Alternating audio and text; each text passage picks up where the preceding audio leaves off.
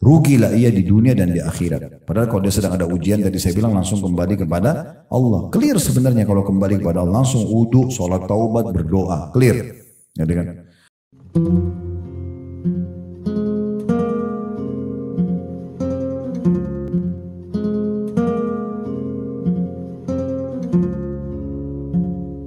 Assalamualaikum warahmatullahi wabarakatuh. Alhamdulillah. Wassalatu wassalamu ala rasulillah.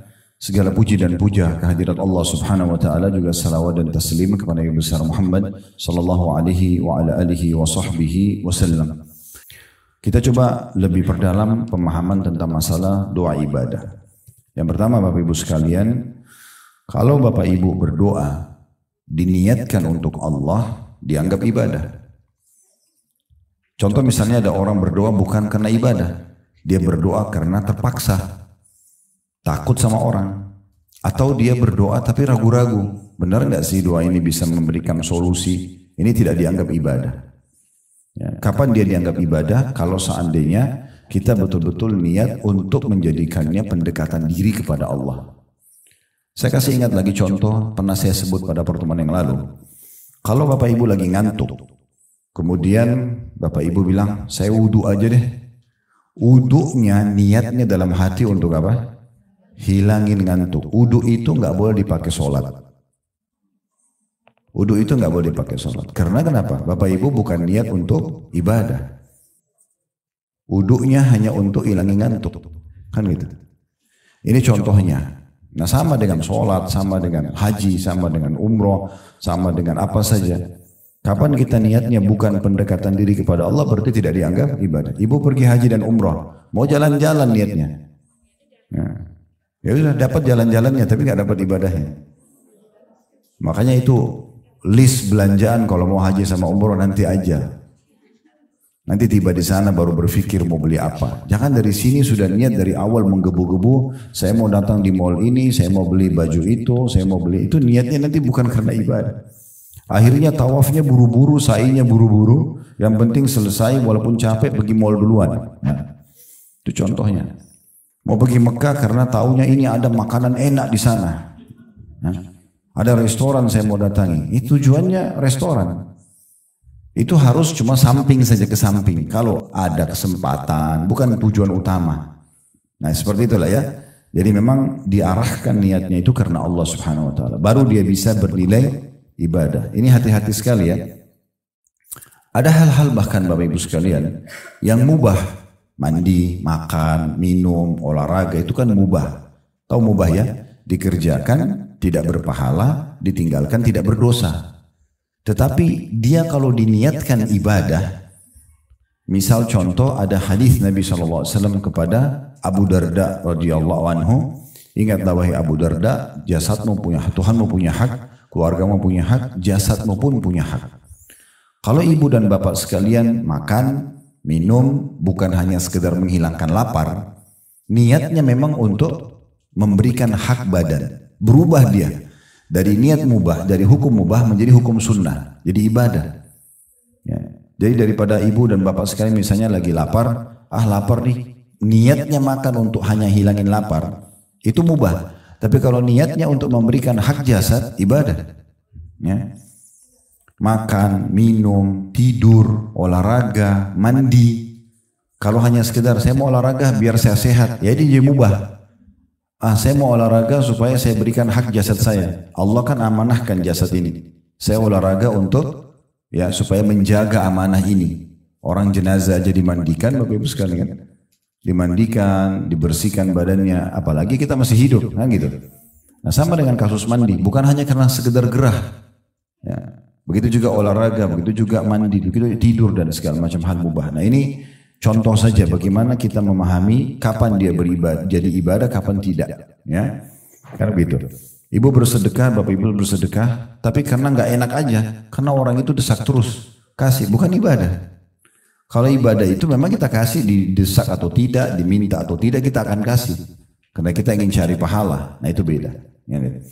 Semua segala sesuatu yang dikerjakan kalau karena ibadah, itu kita akan sangat ringan mengerjakannya. Karena target kita ridho Allah, target kita balasannya. Ya. Jadi di depan kita ini mau orang menjengkelkan atau tidak, bagi saya lagi sedekah. Tidak ada urusan sama dia gitu ya.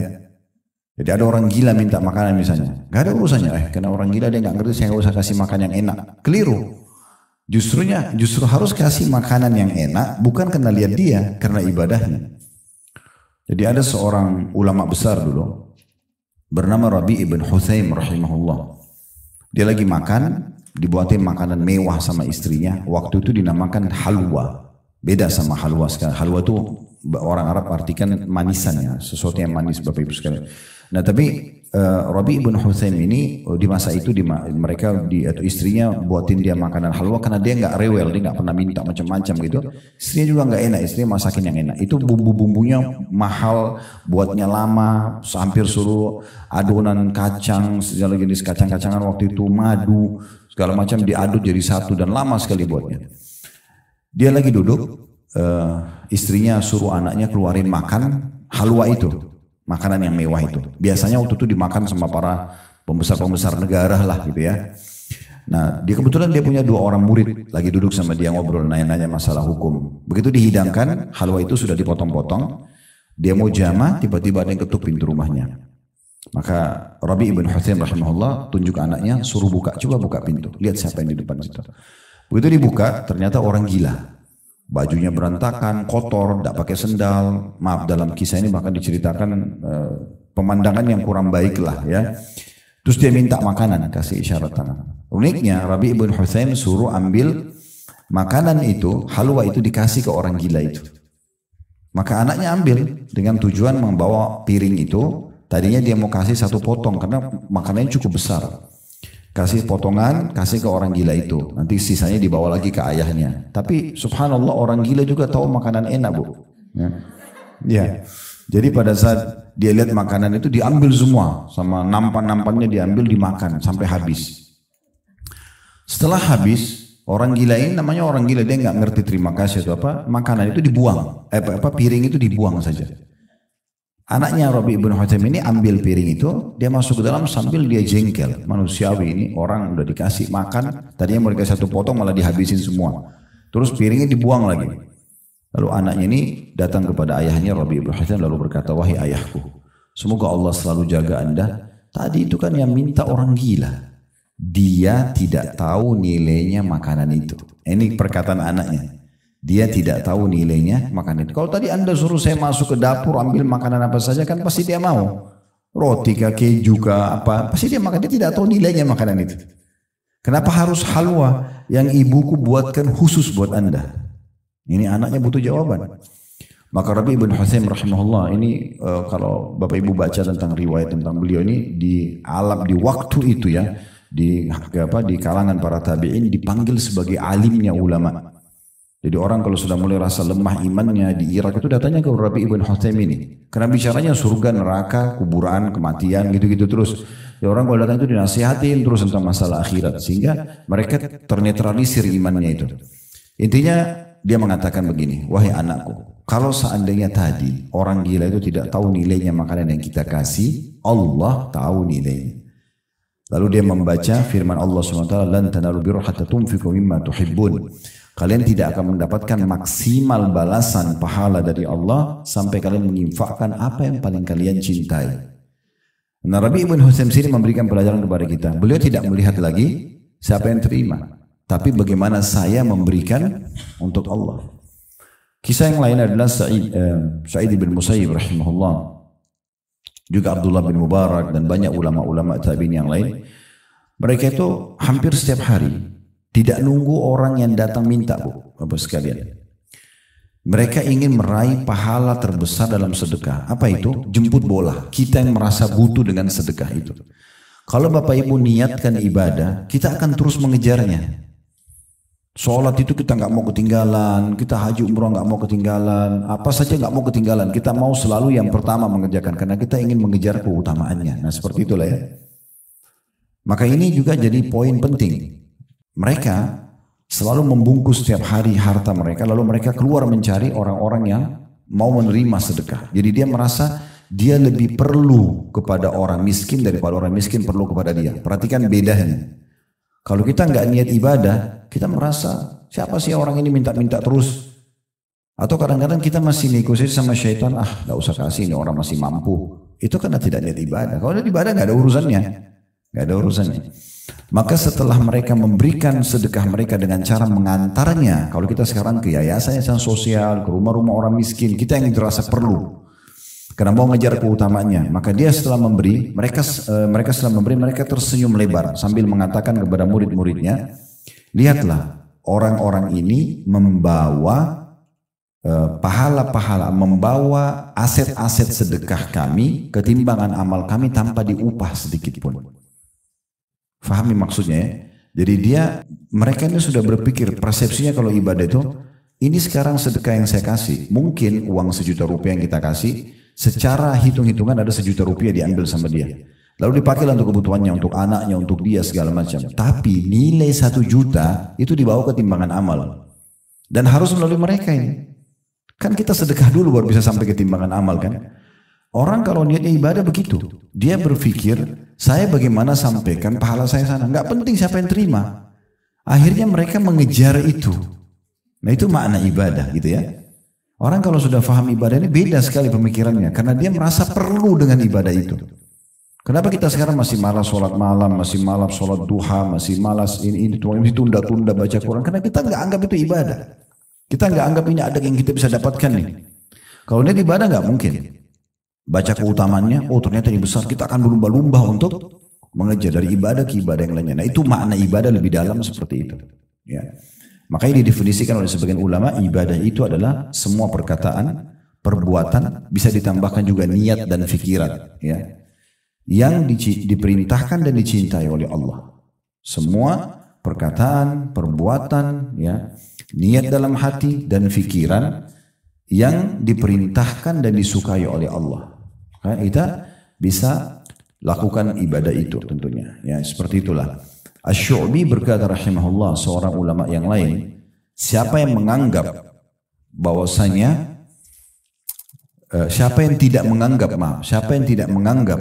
bahwasanya dia lebih perlu dengan sedekah yang dia keluarkan daripada orang miskin yang menerimanya, sungguh dia telah menghantamkan sedekah itu ke wajahnya sendiri. Ya, siapa yang tidak menganggap dia lebih perlu dengan sedekah itu yang diberikan ke fakir miskin, dia balik tuh seakan-akan orang miskin yang butuh sama dia. Dan kali ini siapa yang menganggap dia tidak perlu, lebih perlu terhadap sedekah itu daripada orang yang menerimanya, maka dia seperti sedang menghancurkan amalnya, dia sedang menghantam amal itu, sedekah itu ke wajahnya sendiri. Jadi pekah sekali. Antara itu ibadah dengan bukan ibadah itu hanya sedikit sekali perbedaannya. Karena itu ini penting sekali untuk digarisbawahi. Ya. Jadi kalau Bapak Ibu doa karena terpaksa, karena tidak enak, karena mau dilihat orang, karena mau dipuji orang, selesai urusannya, nggak ada pahalanya. Itu mimpi aja. Ya, betul-betul ada orang, tidak ada orang, kita merasa perlu dan butuh. Nah gitu. Dan butuhnya kepada Allah, itu baru ibadah. Ya. Jadi baca Quran, sholat, segala macam, kejar keutamaannya. Kejar ibadahnya yang dijanjikan kepada kita gitu. Nah itu yang dimaksud di sini. Doa ibadah, saya kembali ke halaman 7 paragraf pertama, yaitu memohon pahala dengan beramal saleh. Niatkan ibadah, baru bisa. Ya. Sama ibu dan bapak sekalian kalau mau kasih makanan orang, beda ya. Orang niat hanya daripada makanan dibuang, dengan orang niat ibadah beda itu. Kalau ibu dan bapak niat untuk kasih orang, ibu bapak tidak akan kasih makanan bekas ke orang. Tapi kalau daripada makanan dibuang, malaikat catat ini sedekah daripada. Nah, ya. Daripada saja, terpaksa, daripada rusak.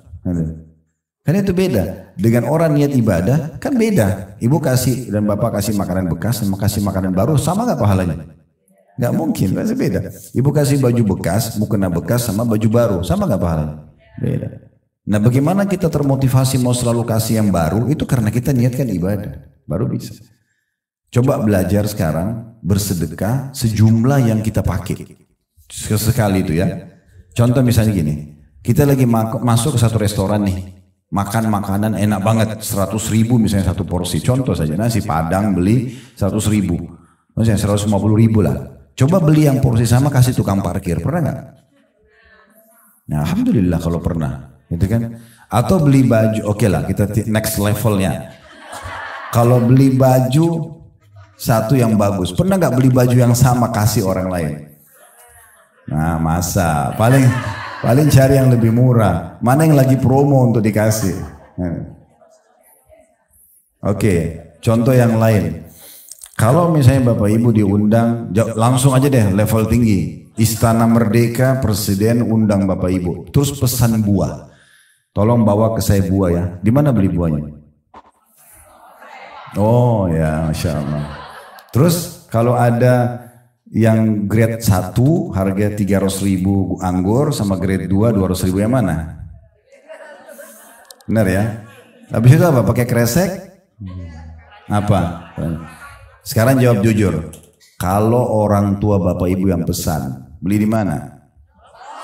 Sama, pakai keranjang juga. Masalahnya itu. Kenapa presiden lebih mulia daripada Bapak Ibunya? Yang disuruh bakti nomor 1 ke siapa? Nah, itu. Orang kalau niat ibadah itu pasti maksimal. Mulai sekarang kasih orang tua itu pakai keranjang, cari yang terbaik, variasikan gitu. Oh, baru ya. Nah itu beda. Itu contohnya. Jadi ini dikatakan oleh satu orang ulama lain, namanya Urwah bin Zubair rahimahullah. Ini ulama tabi'in luar biasa. Dia bilang, janganlah seseorang di antara kalian bersedekah, dia keluarkan di jalan Allah apa yang dia malu kasih kepada pemimpin satu kaum. Paham gak? Saya ulangi lagi, dia bilang, janganlah sesuatu yang kalian bersedekah, umum saja kepada orang miskin, kepada keluarga, kepada orang tua. Jangan kasih mereka apa yang kalau kita kasih ke pemimpin satu kaum, kayak raja atau presiden, kita malu kasih dia. Harusnya sama semua, karena niatnya karena ibadah, dan ini masalahnya. Orang kalau niat ibadah itu beda. Pasti dia akan kasih yang terbaik, karena bagi dia targetnya bukan penerima, tapi bagaimana dia maksimal dapat pahalanya. Kalau kita kasih pemimpin kaum nasinya mewah banget, tumpeng dan segala macam, kasih orang miskin nasi sama tempe, ini sama-sama sedekah. Tapi ini pahalanya besar, ini pahalanya kecil nanti. Padahal sebenarnya kita mampu memberikan yang terbaik. Yang orang-orang mampu itu sudah biasa makan mewah. Kalau Bapak Ibu mau pahalanya besar, kasih orang miskin tuh makanan mewah, karena mereka belum pernah makan itu. Kasih baju yang bagus, gitu kan? Kasih mukena yang bagus, kasih apa segala macam yang bagus. Nah gitu. Ya, kadang-kadang begitu soalnya ada orang-orang dia menganggap remeh tentang masalah ini, padahal sebenarnya target utamanya ibadah, berarti bagaimana maksimal dapat pahalanya di sisi Allah. Tidak penting siapa yang menerima. Nah seperti itulah. Itu di potongan pertama itu. Jadi memohon pahala dengan beramal saleh. Di sini diucapkan seperti mengucapkan 2 kalimat syahadat dan melaksanakan tuntunan-tuntunan 2 kalimat syahadat tersebut. Jadi 2 kalimat syahadat bukan hanya sekedar orang mau masuk Islam, ya. Kita pun punya zikir 2 kalimat syahadat. Contoh di tahiyat baca 2 kalimat syahadat enggak? Ya. Terus muadzin setiap azan 2 kalimat syahadat kan? Dan sunnahnya kita mengucapkan yang sama. Kata Nabi SAW, siapa yang mendengarkan muadzin mengucapkan azan, sebagian asar menyebutkan, sebagian ulama mengatakan pada saat dia ucapkan syahadatnya, asyhadu an la ilaha illallah, asyhadu anna muhammadar rasulullah. Lalu dia mengatakan, wa ana ashhadu an la ilaha illallah wahdahu la syarikalah wa asyhadu anna muhammadan abduhu wa rasuluh. Dia bilang, saya juga bersaksi sebagaimana muadzin bersaksi tidak ada Tuhan yang berhak disembah kecuali Allah dan Muhammad benar-benar utusannya. Lalu ditambah, raditu billahi robba, aku ridho Allah sebagai Tuhan, wa bi Muhammadir rasulah, dan Muhammad SAW adalah utusan Allah, wa bil Islam, dan agama Islam sebagai agama, maka akan diampuni dosa-dosanya yang telah lalu. Hanya dengan mengucapkan seperti yang diucapkan oleh muadzin itu syahadat lagi gitu kan. Nah, pengucapan syahadat ini supaya dia nilai ibadah bukan hanya sekedar sebuah rutinitas. Tetapi bagaimana kita niatkan memang memahami apa kandungan maknanya. La ilaha illallah berarti la ma'budu bihaqqin illallah, tidak ada Tuhan, tidak ada pencipta, pemilik, penguasa alam semesta ini kecuali Allah, sehingga kita hanya bergantung, hanya cinta, hanya takut semua karena Allah Subhanahu wa taala. Itu maknanya. Dan Muhammad Rasulullah betul-betul menjadikan beliau sebagai idola, suri tauladan, mengikuti semua ajarannya, meninggalkan larangannya. Nah, itu makna daripada konsekuensi baru syahadatnya bisa bermakna ibadah. Begitu juga dengan sholat, tadi ini titik beratkan oleh beliau. Karena sholat juga berisikan doa. Ya. Dari awal kita takbiratul ihram, doa iftitah. Ada 2 ruku, ada 2 i'tidal, ada 2 sujud. 2 di antara 2 sujud sampai tahiyat. Ya. Semuanya juga begitu. Kalau diniatkan memang karena Allah Subhanahu wa taala, kita tidak akan terganggu dengan gangguan apapun. Disebutkan para sahabat, para tabi'in, Bapak Ibu sekalian, itu kalau mereka sholat, digambarkan ya, umumnya mereka hampir sama, kalian sudah paham. Maka mereka tegak seperti kokohnya pohon kurma. Bahkan seseorang di antara mereka disengat ya, oleh lebah di dahinya sampai berdarah tapi tidak bergerak. Ya. Ada di antara mereka sahabat Nabi lagi jaga malam hari. Nabi SAW dan para sahabat lagi istirahat, maka mereka ditugaskan jaga malam. Itu dipanah oleh musuh, kena sampai 3-4 anak panah. Ini kalau kita bayangin jarum di kita sudah sakit kita. Ini anak panah, dia nggak berhenti sholatnya. Sampai betul-betul dia takut anak panah selanjutnya dilempar lalu dia mati, maka dia menyegerakan sholatnya dan dia mengatakan, dia bangunkan temannya, bangunlah sebab ada satu musuh yang akan menyerang kita. Waktu dilihat berdarah semua, temannya bilang, kenapa kok nggak bangunkan dari awal? Dia bilang, kalau saya bukan khawatir akan mati kena panah selanjutnya, maka saya akan terus melanjutkan menyelesaikan surah Al-Kahfi yang sedang saya baca. Jadi saking sholat itu betul-betul hubungan dia sama Allah dan dia yakin Allah sedang melihat dia sedang komunikasi sama Tuhan yang nggak terganggu dengan apapun. Ya, itu kalau niatnya ibadah, kan gitu. Kalau tidak, asal jadi saja gerakannya. Yang penting sudah sholat, betul sudah. Ya. Mungkin cuma 1,5 menit tadi sudah selesai, kan? Cepat sekali karena tujuannya yang penting store tugas, yang gitu. Jadi beda ya. Harus difahami Bapak Ibu sekalian, poin penting juga, ibadah itu kita yang perlu, Allah nggak perlu. Kalau kita pikir sholat itu Allah yang perlu, begitulah kita seperti stor kewajiban saja. Tapi kalau kita tahu kita yang perlu, itu adalah komunikasi kita sama Allah, maka kita akan terus dengan tenang, dengan kita nikmati bacaannya, gerakannya, itu akan beda sekali. Nah seperti itu memahaminya. Begitu juga dengan puasa. Bukan hanya tahan lapar dan haus, di situ kan disebutkan setelah sholat ada puasa.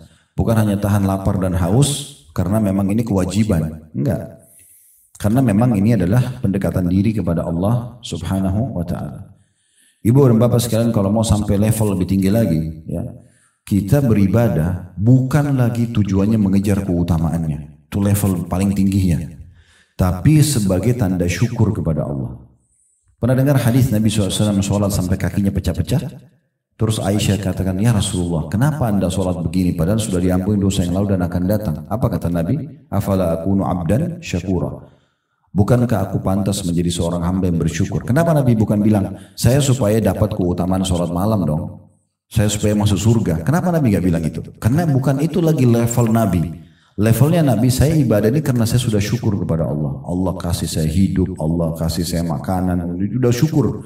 Jadi semua ibadah itu kalau mau level tertingginya kita kerjakan bukan lagi cuma mengejar keutamaan, tapi karena itu betul-betul rasa syukur kita kepada Allah. Nah di situ puncaknya itu. Sehingga kita bersedekah, kita sholat, kita puasa maksimal, kita betul-betul enjoy, menikmati itu. Kata Abu Darda radhiyallahu anhu, kalau bukan karena menahan nikmatnya dahaga di saat puasa, saya tidak berharap hidup sesaat pun. Mereka nikmati tuh hausnya puasa itu. Karena pendekatan diri kepada Allah subhanahu wa ta'ala. Begitu. Jadi kalau ibadah seperti itu keadaannya. Sama dengan zakat. Kalau kita peduli sebagai itu adalah sebuah ibadah, kita akan betul-betul detail menghitungnya, menentukan waktunya. Bahkan betul-betul ya tidak mau kurang. Kalau perlu kita lebih sehingga tidak salah dalam hitungan. Gitu kan. Itu juga dengan haji. Bukan hanya sekedar mau dipanggil sebagai ibu haji atau pak haji. Ya, tapi betul-betul akan ya dikerjakan karena Allah. Bahkan para kaum salaf itu mereka pergi haji, pergi umrah, pulang kebanyakan orang tidak tahu. Kebanyakan orang tidak tahu. Jadi mereka berangkat kalau yang tahu yang orang kenal saja. Tapi kalau untuk di publik itu tidak. Mereka diam saja. Gitu. Jadi antara mereka seperti kalau pernah dengar namanya Atha bin Abi Rabah, itu ulama besar tabi'in di Mekah. Beliau 70 kali haji. Allah kasih umur 100 tahun 70 kali haji. Berarti 70 tahun dia haji terus. Itu bukan dari dia ceritanya ya, bukan dia cerita. Orang-orang tahu karena hampir setiap tahun melihat dia baru disampaikan. Atha bin Abi Rabah gini. Jadi memang mereka kerjakan ibadah. Beda ya. Kalau bapak ibu lagi ibadah ditanya orang, jawab. Kemana aja bu selama ini? Saya sempat ke rumah 2 kali nggak datang. Oh ya saya lagi umroh. Nggak apa-apa. Kan ditanya. Yang masalah tidak ditanya cerita. Kamu tahu nggak kemarin saya umroh 2 kali loh. Saya sudah haji 7 kali loh. Yang nanya siapa? Nggak ada yang nanya. Berarti hanya untuk pujian lisannya manusia sepanjang lidahnya saja.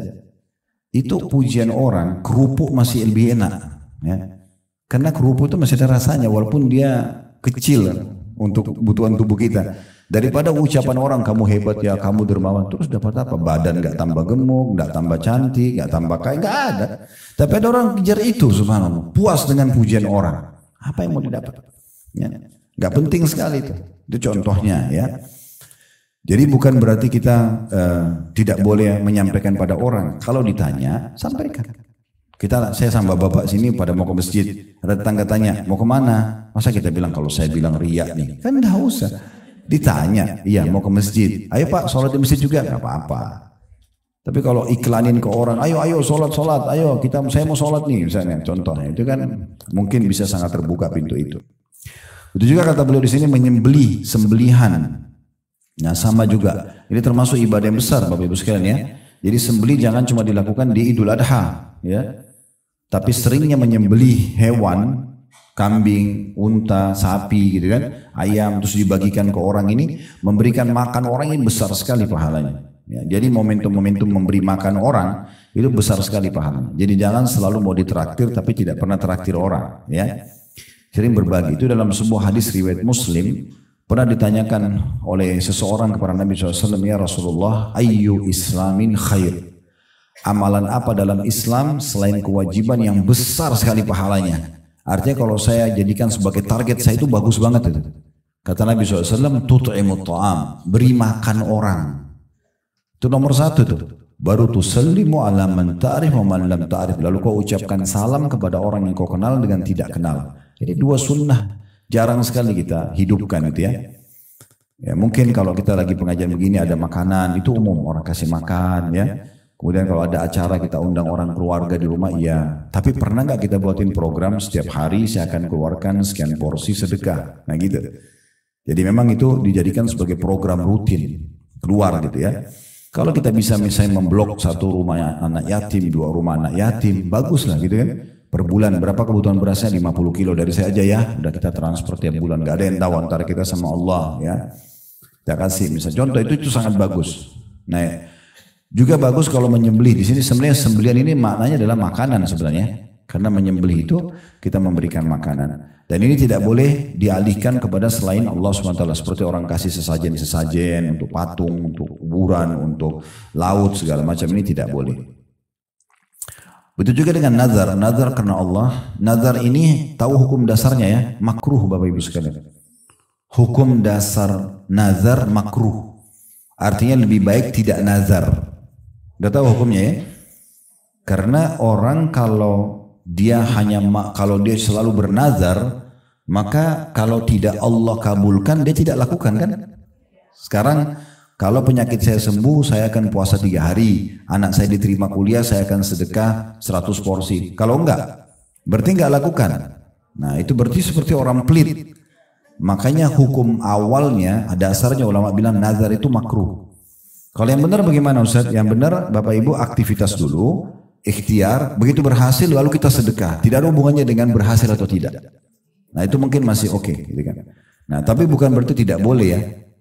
Tetap saja boleh cuman hukumnya makruh. Kenapa dimakruhkan juga oleh sebagian ulama? Karena kalau berhasil jadi wajib Bapak Ibu sekalian. Misal kalau anak saya diterima kuliah saya akan sedekah 100 juta. Begitu diterima benar-benar harus tidak boleh ditunda. Harus disedekah kecuali Bapak Ibu punya udzur, tidak cukup hartanya segala macam gitu. Dan juga dari satu sisi ulama mengatakan nazar ini ada taklif, membebankan diri mungkin di atas kemampuan. Mungkin dia nggak mampu. Tapi dia karena ingin supaya dapat jalan keluar maka dia bernazar, ini nggak usah. Ada solusi lain pengganti nazar namanya tawasul dengan amal saleh. Bertawasul dengan amal saleh. Misal kita sedekah gitu kan, niatkan sedekah ini akan memudahkan urusan, itu boleh. Itu solusi itu lebih baik gitu kan.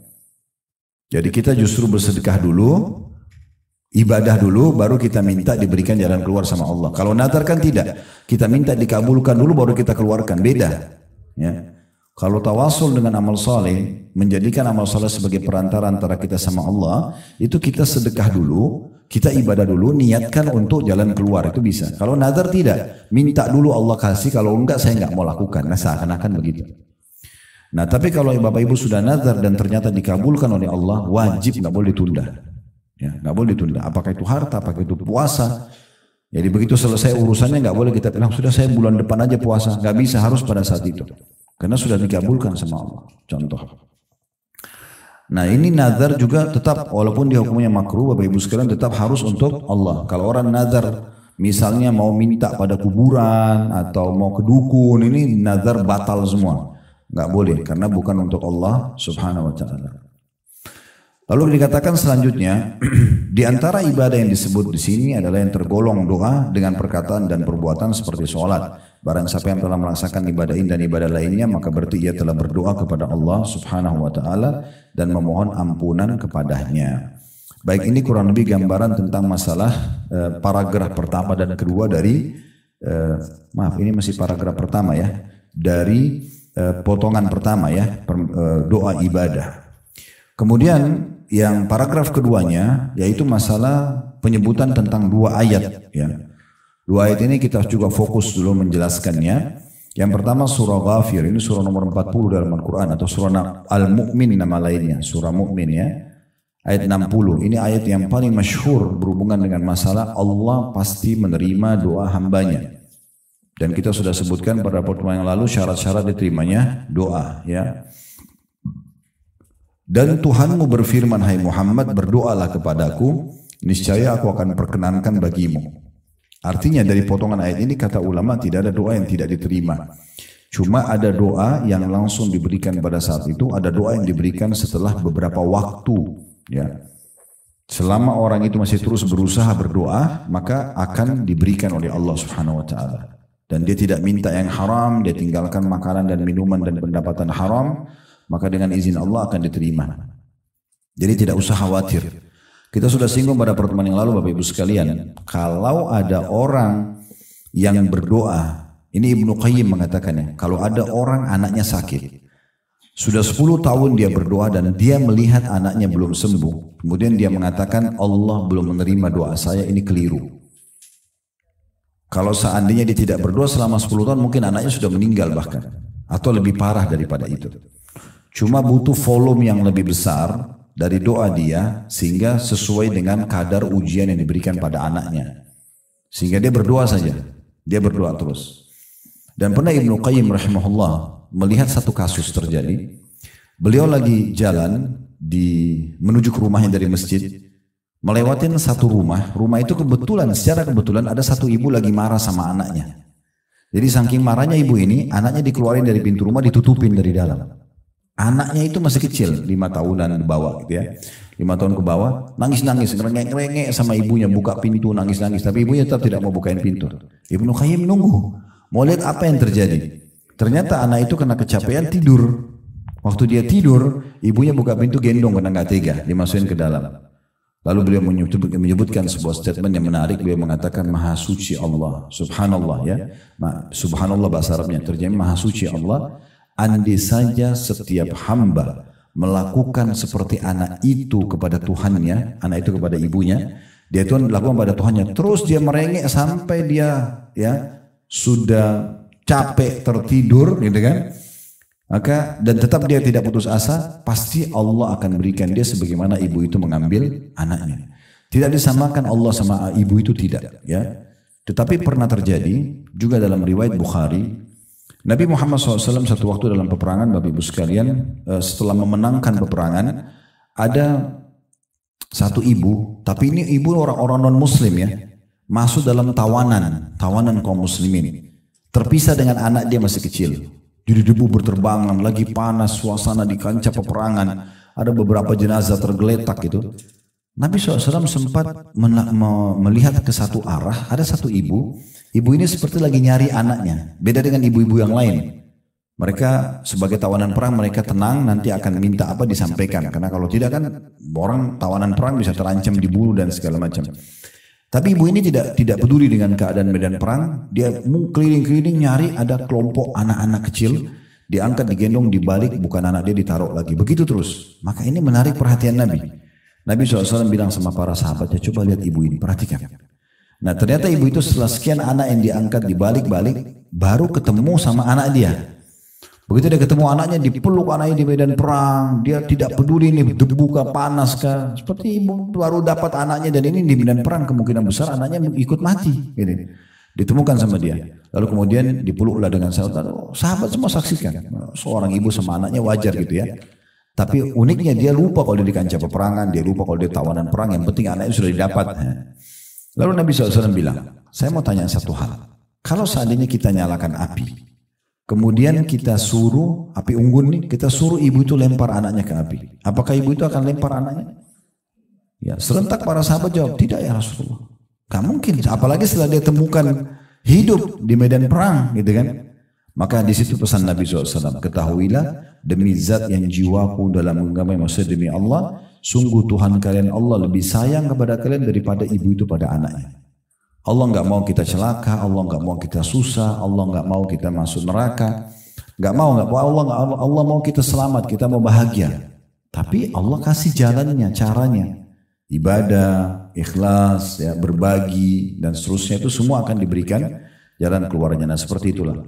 Itu potongan pertama ayat, berdoalah kepadaku aku akan perkenankan.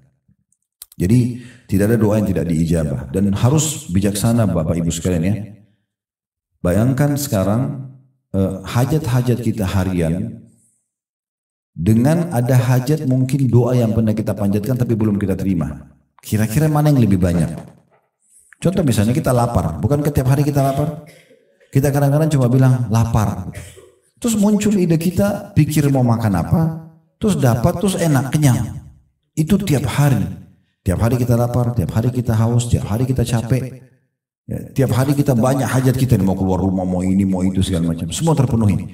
Ini kadang-kadang dilupakan kalau ini kemudahan dari Allah. Kemudian ada orang yang sangka buruk dengan Tuhannya karena ada satu permintaan dia minta, penyakitnya belum disembuhkan misalnya atau utang belum, terus dia sangka buruk sama Allah. Oh Allah nggak terima doa saya. Dia lupa semua kebaikan Allah yang banyak ini. Lalu dia fokus kepada satu. Padahal sebenarnya satu ini pun akan diijabah asal dia terus lanjutkan doanya. Mungkin sisa sehari dua hari lagi, kan gitu. Saya ingatkan kembali hadis yang kita bahas pada pertemuan yang lalu ya. Kata Nabi SAW, yustajabu li ahadikum malam ya'jal. Pasti diijabah doa sesuatu dengan kalian selama tidak tergesa-gesa. Para sahabat bertanya, "Wa mal istijal?" Apa itu tergesa-gesa ya Rasulullah? Kata Nabi SAW, yaqulu da'autu wa lam yustajabu li fatarakat doa. Dia bilang saya sudah berdoa tapi belum lihat jawabannya, lalu dia berhentikan doa. Padahal sebenarnya mungkin tinggal beberapa waktu saja, tinggal sebentar. Jadi sabar gitu ya. Itu potongan pertama dari surah Ghafir ayat 90. Berdoa aku perkenankan. Jadi tadi saya bilang ingat ya, bijaksana dalam menilai bagaimana banyaknya pemberian Allah dan jangan itu dibentrokin sama satu dua hajat kita yang belum dikabulkan. Padahal sebenarnya ini tinggal kita maksimalkan terus berdoa. Potongan kedua, di situ adanya larangan dan ancaman neraka jahanam bagi orang yang tidak mau beribadah. Di sini sebagian ulama tafsir menerjemahkan sesungguhnya orang yang menyombongkan diri dari menyembahku itu kembali kepada potongan awal ayat. Kan Allah bilang berdoalah aku akan perkenankan. Berarti yang sedang Allah ancam neraka sini orang kalau tidak mau berdoa, sombong dia, nggak butuh sama Allah gitu ya. Nah seperti itulah.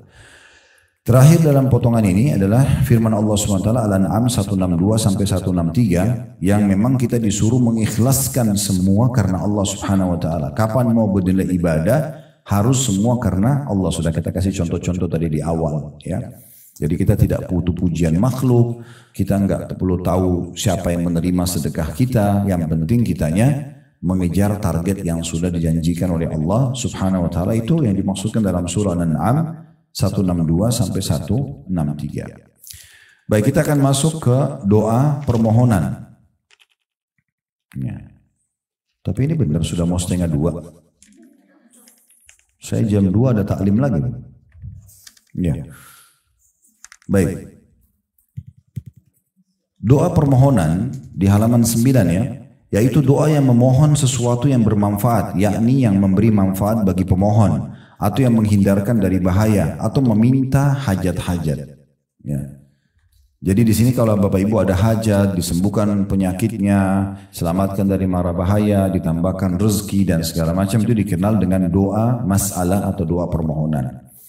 Dan doa permohonan dirincikan atau rinciannya sebagai berikut. Yang pertama, apabila permohonan ini terjadi dari seorang hamba kepada hamba yang lain yang masih hidup, mampu dan ada di hadapannya, maka tidak termasuk kesyirikan seperti berilah saya air minum atau wahai fulan berilah saya makanan atau seumpamanya atau seumpama itu atau seperti itu ya. Maka itu tidak menjadi masalah ya. Jadi maksudnya boleh nggak kita bilang tolong bantu saya bayarin utang kepada manusia? Boleh nggak dok berikan saya obat yang terbaik misalnya. Nah, itu namanya kan masalah permohonan juga ya. Tapi yang seperti ini masih boleh kalau syaratnya tadi minta kepada orang yang masih hidup, bukan jenazah di kuburan ya. Kemudian orang itu mampu untuk membantu kita dan juga masih ada di hadapan kita. Nah itu baru boleh. Dan itu pun masih di alam manusia. Minta minum, minta pekerjaan, minta makan ya. Dan seterusnya. Oleh sebab itu Rasulullah SAW bersabda, man sa'ala billahi fa'atuhu. Barang siapa yang meminta kepada kalian dengan menyebut nama Allah maka berilah dia. Saya bilang demi Allah tolong bantu saya, demi Allah gini dan itu berilah. Gak usah peduli dia, tapi kita sedang memberi untuk Allah tadi sudah kita jelaskan. Wa man ista'adha billahi fa'idhu. Dan barang siapa yang meminta perlindungan kepada kalian dengan menyebut nama Allah maka berilah perlindungan kepadanya. Selama dia bukan pelaku kriminal, ya. Minta dilindungi, ya. Ada orang kena longsor, gempa, segala macam, kemudian minta bernaung, ya, di rumah kita misalnya sementara, gitu-gitu ya. Atau ada orang keluarga datang dari luar kota, dia butuh transportasi, lalu kita memberikan kepada dia. Nah itu semua masuk dalam masalah ini. Kemudian yang ketiga, وَمَنْ دَعَاكُمْ فَأَجِيبُوا. Dan barang siapa yang mengundang kalian dalam kurung untuk menghadiri walimah dan lain-lainnya maka penuhilah. Undangan hukumnya wajib untuk dijawab selama bukan maksiat kepada Allah dan selama ibu dan bapak mampu. Undangan perkawinan, undangan pengajian, undangan apa. Kalau kita nggak bisa dari awal bilang maaf saya belum bisa hadir. Karena itu wajib. Nggak boleh ibu bercanda dan bapak sekalian atau iseng-iseng atau apalah cuma formalitas mengatakan misalnya ya saya akan datang tapi sudah niat dalam hati nggak mau datang. Itu nggak boleh ya. Kemudian selanjutnya waman sana'a ilaikum ma'rufan fakafi'u. Dan barang siapa yang berbuat baik pada kalian maka hendaklah kalian balas. Tetangga kirim makanan jangan piringnya kembali kosong ya. Jadi selalu bantu apa yang orang kasih kita balas minimal sama bagusnya lebih baik. Orang cuma kirim apa dari tetangga sebelah kita kirim yang lebih baik. Orang kasih kita baju nilai berapa kita kasih lebih baik. Itu semua bukan karena dia, tapi karena Allah Subhanahu wa ta'ala. Ini juga sedikit saya ingin tambahkan dalam masalah rumah tangga ya. Kalau seorang suami itu hanya niat karena istrinya, ini ada saatnya dia jengkel. Ada saatnya dia jenuh. Seorang istri kalau dia layani suaminya hanya karena suaminya, satu waktu dia lagi nggak enak, nggak mood, dia nggak mau layani. Bagaimana caranya supaya selalu saja aman? Karena Allah. Tidak usah lihat lagi siapa suami kita, siapa istri kita, siapa anak kita, siapa orang tua kita. Tidak usah lihat lagi. Allah telah menghubungkan hukum untuk mendapatkan pahala di sisi surga dengan orang-orang ini. Cari ridho suami, memenuhi kebutuhan istri, bakti sama orang tua, pendidikan baik buat anak. Ini semua karena Allah yang perintahkan. Nah itu beda sekali tuh. Beda sekali. Jadi tidak ada kejenuhan. Tidak ada kejenuhan. Pernah ada seorang laki-laki datang kepada Imam Ahmad berkata begini, wahai Imam, kalau seandainya kami lagi marah sama istri, lagi tidak mood dan segala macam, tetapi dia membutuhkan biologis, apakah kami dapat pahala kalau kami tetap menggauli mereka? Kata Imam Ahmad, iya, kamu bisa niatkan untuk memberikan hak dia, atau niat untuk mendapatkan keturunan. Dilarikan ke ibadah. Udah beda kasusnya. Begitu juga seorang wanita pernah datang kepada Aisyah mengatakan sebaliknya, ya wahai Ummul Mukminin, kalau kami lagi jengkel, lagi marah sama suami gitu, apakah kami tetap wajib menjawab ajakannya untuk biologis? Kami lagi nggak mau. Dosa nggak kalau nggak? Kalau nggak layani? Kata Aisyah, iya. Kalau kalian berada di atas unta, sudah mau jalan, kalau ibu-ibu sekarang sudah di mobil, sudah mau pergi acara mana, dipanggil oleh suami, tetap wajib jawab. Terus bagaimana poinnya? Ya niatnya karena ibadah. Tadi keluarnya itu, ya. Itu karena bukan niat ibadah. Baiklah, selanjutnya. Siapa yang berbuat baik padamu maka hendaklah kamu balas. Kemudian fa in lam tajidu ma tukafi'unahu fad'u lahu hatta taraw annakum qad kafa'tumuh.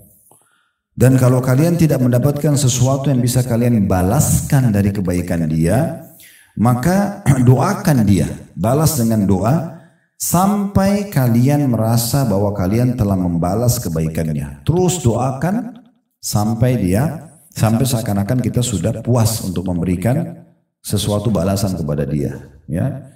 Jadi kita juga penting begini Bapak Ibu sekalian. Orang kalau niat ibadah itu pasti dia selalu besarkan apapun nikmat yang ada depan matanya.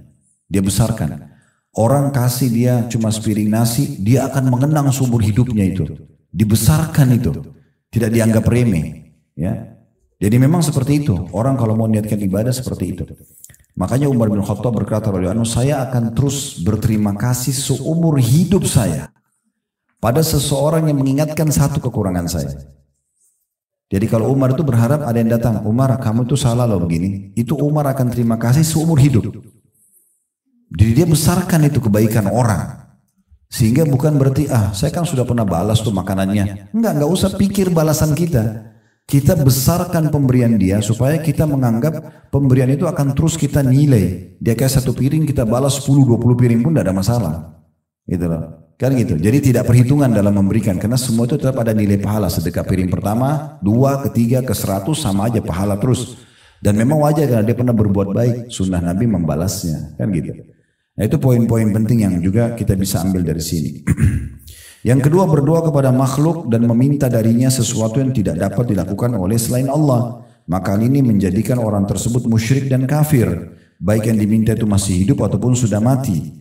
Berada di hadapannya atau tidak, seperti perkataan wahai kiai fulan atau syekh fulan, sembuhkanlah penyakit saya, kembalikanlah barang saya yang hilang, panjangkanlah umur saya, berilah saya anak, dan lain-lainnya. Semua ini merupakan kekafiran yang besar yang mengeluarkan pelakunya dari agama Islam. Ya. Jadi kalau sesuatu yang merupakan hak kausalitasnya Allah nggak bisa minta pada makhluk, ya tadi minta keturunan. Dokter hanya bisa membantu. Tolong bantu saya dok, tapi jangan bilang dok berikan saya anak. Itu nggak bisa. Karena itu yang bisa memberikan hanya Allah Subhanahu wa taala gitu. Allah berfirman dalam surah Al-An'am ayat 17, "Wa iyyamsaska Allah bidurin fala kashifa lahu illa hu, wa iyyamsaska bi khairin fa huwa ala kulli syai'in qadir."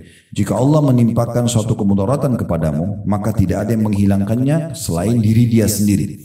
Jadi hanya Allah yang bisa mengeluarkan. Kalau kita sakit, yang ciptakan kita Allah, yang ciptakan penyakit Allah, yang bisa sembuhkan hanya Allah, ya.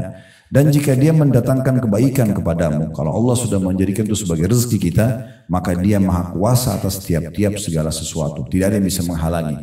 Kalau itu rezekinya Bapak Ibu, tidak ada yang bisa menghalangi kalau Allah sudah kasih. Walaupun satu dunia tidak ingin itu sampai kepada kita.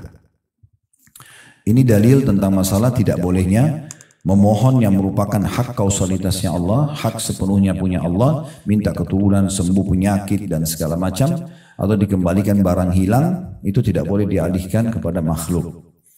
Juga Allah SWT berfirman dalam surah Yunus ayat 106 sampai 107, "Wala tad'u min dunillahi ma la yanfa'uka wa la yadurruk, fa in fa'alta fa innaka idza minadh dhalimin. Wa in yamsaska Allah bidurrin fala kashifa lahu illa hu wa in yuridka bi khairin fala radda li fadli yusibu bihi man yasha'u min ibadi wa huwal ghafurur rahim." Dan janganlah kamu menyembah apa-apa yang tidak bermanfaat dan tidak pula memberikan mudarat kepadamu selain Allah. Seperti orang pakai jimat, minta-minta pada kuburan, ya, para peramal-peramal, itu semuanya, ya. Sebab jika kamu berbuat demikian, kamu minta-minta kepada selain Allah itu, maka sungguhnya kamu kalau begitu termasuk orang-orang yang zalim, maksudnya berdosa besar. Jika Allah menimpakan satu kemudaratan kepadamu, maka tidak ada yang dapat menghilangkannya kecuali Dia. Nah, di sini saya mau berbagi tipsnya. Kalau Bapak Ibu lagi ada ujian, maka jangan buru-buru menyalahkan yang kita anggap sebab, tapi langsung introspeksi diri dulu. Karena semua ujian kalau datang itu dalam bentuk teguran dari Allah. Apa saja? Maka yang pertama astagfirullah, lalu berdoa sama Allah, sholat taubat, minta ya Allah kalau permasalahan ini karena dosa hambamu maafkanlah. Selesai itu sebenarnya. Tapi kita masalahnya cari tahu di kalangan manusia ini siapa penyebabnya. Lalu kita ribut, kita bertengkar, kita ribut, tidak ada manfaatnya. Allah yang mendatangkan orang-orang ini sebagai penyebab. untuk menjadi teguran buat kita. Kita harus lebih ke situ melihatnya. Karena di sini katakan jika Allah menimpakan satu kemudaratan kepadamu, maka tidak ada yang dapat menghilangkannya kecuali Dia. Dan jika Dia menghendaki kebaikan bagi kamu, maka tak ada yang dapat menolak karunia-Nya. Tidak ada yang bisa menghalangi itu. Dialah yang memberikan kebaikan itu kepada siapa yang dikehendakinya di antara hamba-hambanya, dan Dia yang Maha Pengampun lagi Maha Penyayang. Jadi sekali lagi saya ingatkan, kalau kita sehat, kita lagi banyak nikmat, yang ciptakan kita Allah, yang ciptakan nikmat itu Allah, yang bisa pertahankan hanya Allah. Minta dan bersyukur padanya, selesai urusannya. Makhluk akan Allah datangkan untuk memenuhi kebutuhan kita. Kalau kita sedang sakit, lagi ada musibah, difitnah orang dan segala macam, harta kita diambil, yang ciptakan kita Allah, yang ciptakan ujian itu Allah, yang bisa memberikan jalan keluar hanya Allah. Maka langsung introspeksi diri, muhasabah, salat, taubat, istighfar, selesai urusannya. Ya.